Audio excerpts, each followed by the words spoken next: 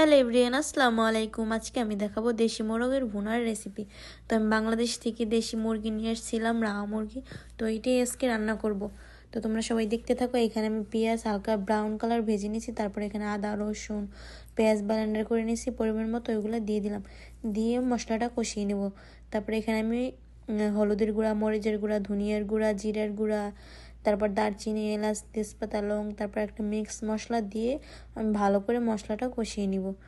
কষানো হয়ে গেলে এর ভিতরে আমি হালকা একটু পানি দিয়ে দেবো। পানি দিয়ে আরও ভালো করে মশলাটা আমি কষিয়ে নেব।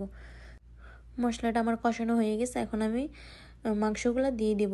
মাংসগুলো দিয়ে আমি ভালো করে মিক্স করে নেব। মিক্স করে অনেকক্ষণ ঢাকনা দিয়ে ঢেকে রাখবো। ঢাকনা দিয়ে ঢেকে আমি ভালো করে কষিয়ে নিয়েছি। এখন আমি একটু নাড়াচাড়া দিয়ে আরও কিছুক্ষণ কষিয়ে নেব।